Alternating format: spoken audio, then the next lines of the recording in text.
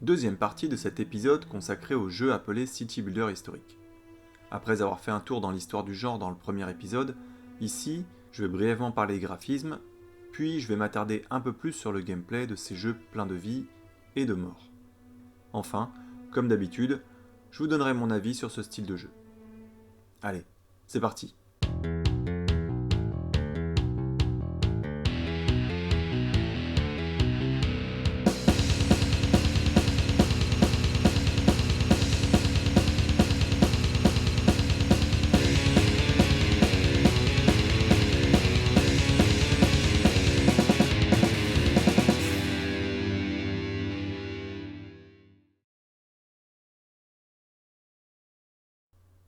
Au niveau des graphismes, c'est une partie un peu délicate tant en fonction des jeux, on est à des opposés, d'où le fait que je ne vais pas m'étendre sur le sujet, mais plutôt vous inviter à aller vous faire votre propre idée en jetant un œil sur Steam.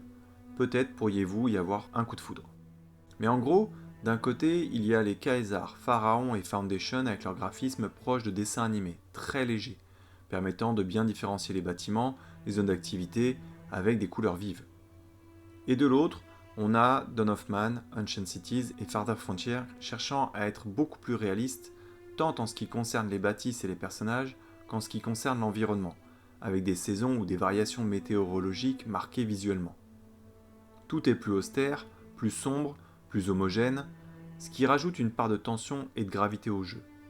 Et forcément, si l'environnement, les bâtiments et le cycle des saisons sont aussi travaillés graphiquement, le but, c'est que ça joue sur le gameplay. Par exemple, on sait qu'on ne va pas ramasser de baies si le sol est couvert de neige. Il y a du vrai là-dedans. Et donc, en parlant de gameplay, pour commencer, dans ces jeux, on joue à la souris, avec quelques raccourcis clavier pour les plus expérimentés.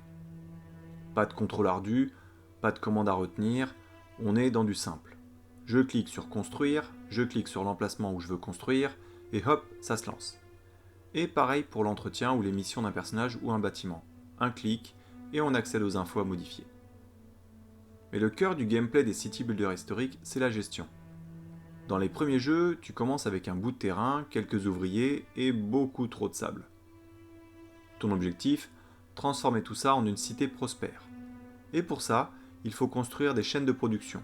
Par exemple, les fermes produisent le blé, les moulins le transforment en farine, les boulangeries font le pain, et les citoyens le trouvent trop cuit. Caradoc, expliquez-lui. Ce pain-là, il est cuit trop vite dans un four trop chaud. La montée n'a pas le temps de se faire et il y a trop d'air dans la mie. Donc, C'est de la merde. Avec l'arrivée de nouveaux noms comme Foundation, Farther Frontier ou encore Ancient Cities, les systèmes deviennent plus vivants, plus réalistes. Mais le cœur reste le même. Construire, nourrir, protéger. Mais là, on ne gère plus simplement des bâtiments et des stocks, on gère des gens avec leurs humeurs, leurs croyances, leurs compétences, leurs routines, mais on doit aussi composer avec la nature, les saisons, les crises. C'est plus lent, plus contemplatif, mais aussi plus proche de ce qu'était vraiment la vie d'un bâtisseur des temps anciens. Le city builder, c'est l'art du détail. À mesure que ta cité grandit, ton cerveau doit se transformer en salle de contrôle d'aéroport antique, car chaque route, chaque puits, chaque ferme compte. Une erreur, et c'est la famine. Un oubli, et c'est l'épidémie. C'est un gigantesque puzzle où une pièce peut changer de forme au moment où tu la poses, et c'est toi qui dois gérer tout ça. C'est un peu comme si tu étais à la fois Dieu, mère et DRH au IIIe siècle avant Jésus-Christ.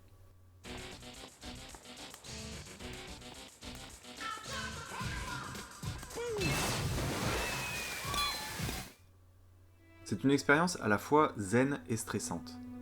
C'est la recherche constante du juste équilibre et du bon timing. Et parfois, ça se joue à la seconde près. Tu contemples ta cité grandir, puis soudain tout s'effondre. Une livraison qui arrive un jour trop tard à l'empereur, et là, t'as une réaction en chaîne. Tu vois t'envoler le budget que tu comptais allouer à l'ouverture d'un nouveau dispensaire dans le quartier de la ville le plus insalubre.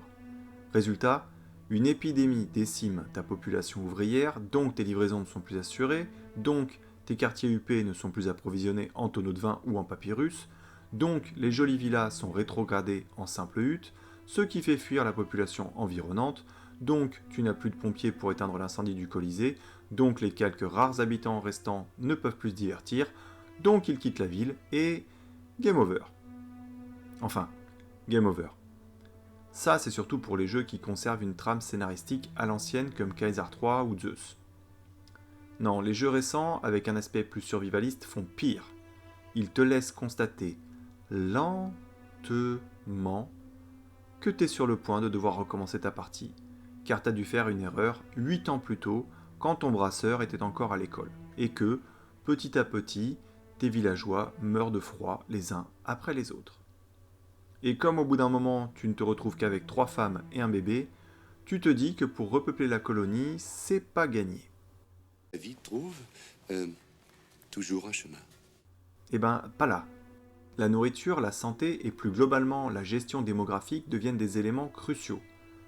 Une croissance démographique trop rapide peut entraîner une pénurie alimentaire, tandis qu'une population vieillissante peut provoquer un manque de main-d'œuvre et une dégradation en cascade, car certaines ressources ne sont plus produites, et ainsi de suite. Perdre un chasseur qui sait utiliser un arc dans Ancient Cities réduit drastiquement les apports en viande, surtout quand il n'y a pas eu assez de saisons qui sont passées qui auraient permis qu'il transmette son savoir. Voir un roturier quitter le village dans Foundation, c'est craindre de ne plus avoir personne pour servir la bière à la taverne, et donc de se retrouver avec des roturiers rétrogradés serfs, et de constater que la moitié des bâtiments ne peuvent plus tourner. C'est là que tu te rends compte à quel point la logistique, même virtuelle, peut ruiner ta santé mentale.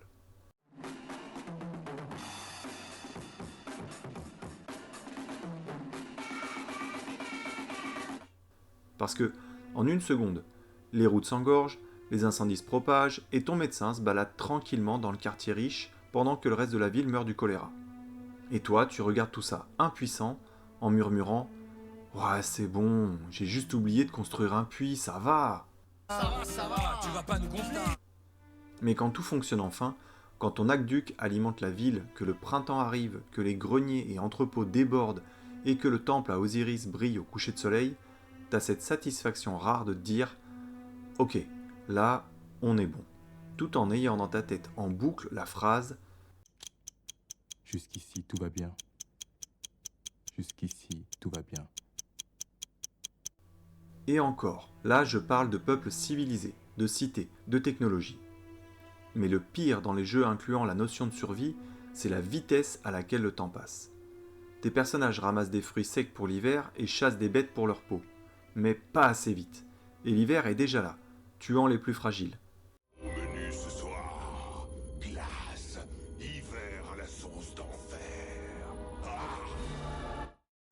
Le printemps arrive, mais la démographie s'est cassé la gueule, t'as pas assez de monde pour aller ramasser du bois pour construire des palissades, donc les chevreuils et les rats viennent bouffer tes baies dans les réserves, et donc les 8 pèlerins qui restent crèvent de faim, et t'as plus qu'à relancer la partie, en espérant que ta sauvegarde date d'avant ta dernière connerie. Et c'est là toute la difficulté des jeux plus récents. C'est qu'à limiter, voire enlever la narration guidée, tu n'observes les conséquences d'un événement que bien plus tard. Tu ne découvres une erreur qu'une fois que les dominos sont tous tombés et que cela t'amène à l'échec. Et à l'inverse, c'est justement quand tu réussis à anticiper de tels écueils que c'est ultra gratifiant. Bienvenue dans notre humble chez nous. Vous vivez ici? Ça dépend des jours. Ouais, il faut laisser les fesses faire. C'est merveilleux. Une différence notable entre les jeux qui privilégient la construction et ceux qui misent sur la survie, c'est la notion des ressources nécessaires au développement. Là où Kaiser, Zeus, Foundation fournissent des stocks initiaux pour appréhender les mécaniques de jeu, Ancient Cities ou Dawn of Man te jettent dans le grand bain. T'as rien. Tu veux survivre? Dépêche-toi de manger, de trouver de quoi te chauffer et de construire un toit.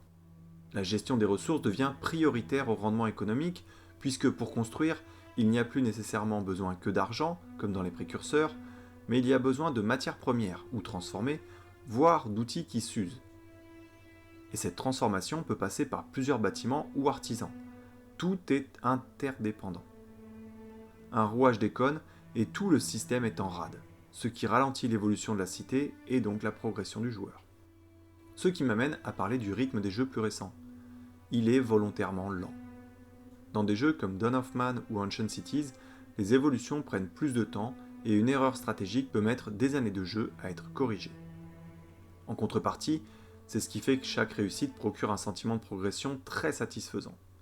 Mais cette lenteur, c'est aussi ce qui permet de contempler ta civilisation se développer bien que cela diffère une nouvelle fois en fonction des jeux.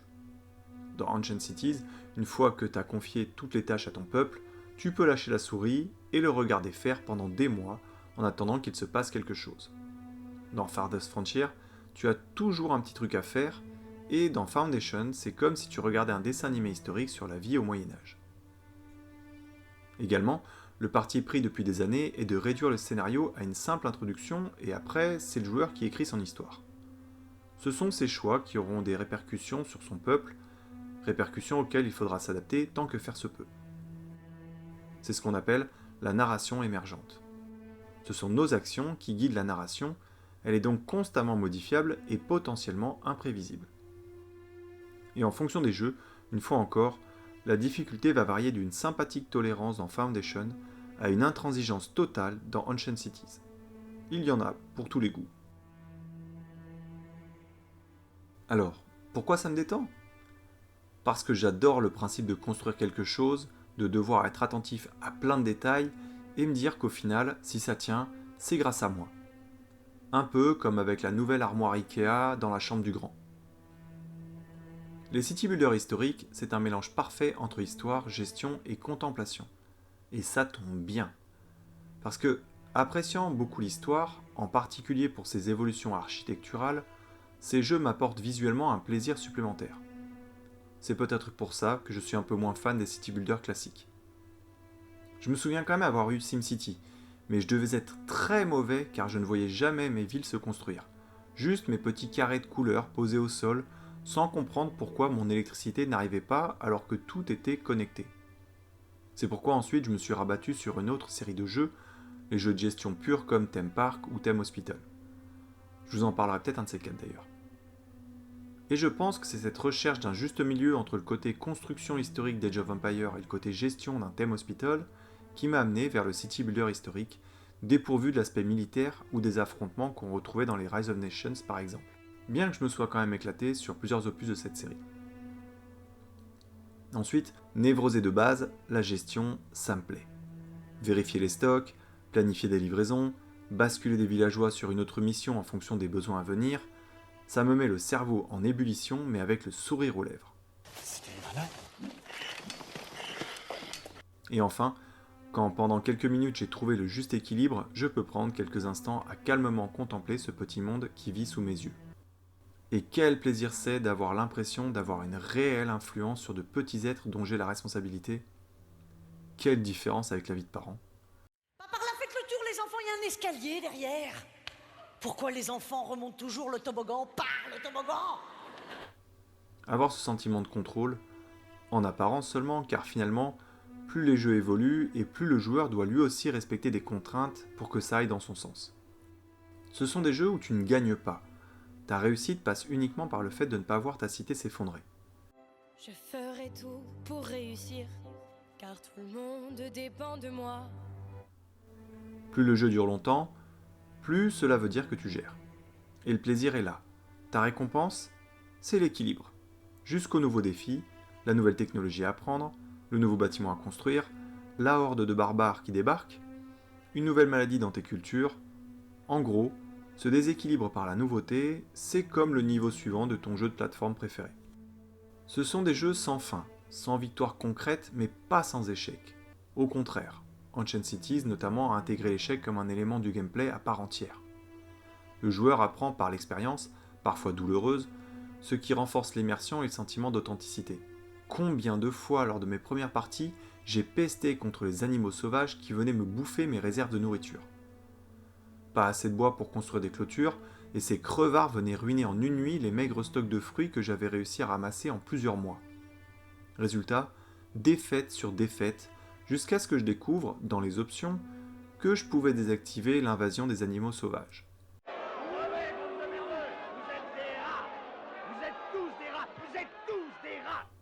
Ne me jugez pas. Si les développeurs ont mis cette option, c'est pour une bonne raison. Ils savaient. Ces jeux laissent un peu plus la place à la notion d'apprentissage par l'échec. Le journaliste Philippe Labro n'écrivait-il pas « Tomber 7 fois, se relever 8 ?» Ce mec a dû participer au développement d'Ancient Cities. Chacun des jeux que j'ai évoqués m'apporte un plaisir ou une frustration différente. Kaiser 3, c'est la nostalgie. Banished, c'est ce nouveau défi de gérer des êtres humains plus qu'une ville. Dawn of Man, c'est le fait de contempler l'évolution progressive de mon peuple. Foundation, c'est la légèreté de son atmosphère sans bâtiments à réparer, ni population malade ou mourante. Ancient Cities, c'est la confrontation à l'échec répété. Et Farthest Frontier, ce sont les graphismes et la multiplicité des éléments à prendre en compte. Comme le dit Isual dans son article City Builder, le nouvel Eldorado des Indés, publié en 2021 sur le site Canard PC, dès qu'un studio indépendant met un poil d'huile de coude dans son City Builder, la recette semble fonctionner. Et je pense que c'est justement le cas des jeux dont je vous ai parlé ici. J'aurais aussi aimé vous parler de City Tales Medieval Era, Memoria Police ou encore Colonize, mais je n'ai pas encore eu le temps de les essayer, bien qu'il me tarde. Dans un City Builder, pas de héros, pas de boss final, juste une cité qui grandit, qui respire et qui vit. On est loin de Call of Duty, Fortnite, Final Fantasy ou de Mario. Ici, ton ennemi, c'est le temps. Celui que mettent tes villageois à aller au puits chercher des seaux d'eau pour éteindre la cabane du pêcheur en feu alors qu'elle allait piloter dans l'eau, ou bien c'est le printemps qui met trop de temps à arriver. Si ces jeux séduisent encore, c'est parce qu'ils parlent à une envie très humaine. Comprendre, organiser et bâtir quelque chose qui dure. Mais ce qui rend ces jeux uniques, c'est leur paradoxe. D'un côté, c'est calme, méditatif. Tu regardes ton village respirer, les gens aller au marché, les moulins tourner doucement dans le vent. Et de l'autre, c'est le stress total. Ton église brûle, une épidémie se propage ou un émissaire royal arrive pour te rappeler que tu n'as toujours pas payé tes impôts. Alors, merci à tous les développeurs de ces jeux de permettre au papa que je suis de me donner enfin l'impression de réussir à gérer de petits êtres vivants. Voilà ce que je peux vous dire des city builders historiques et en quoi ils apportent quelques instants hors du temps dans ma vie de papa si chronométrée.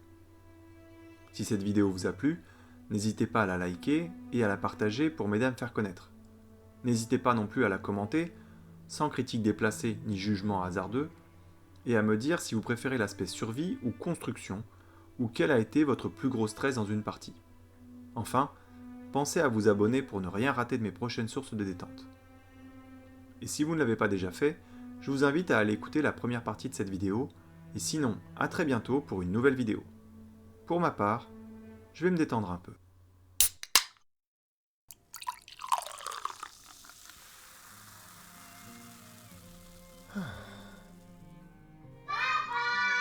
Et merde.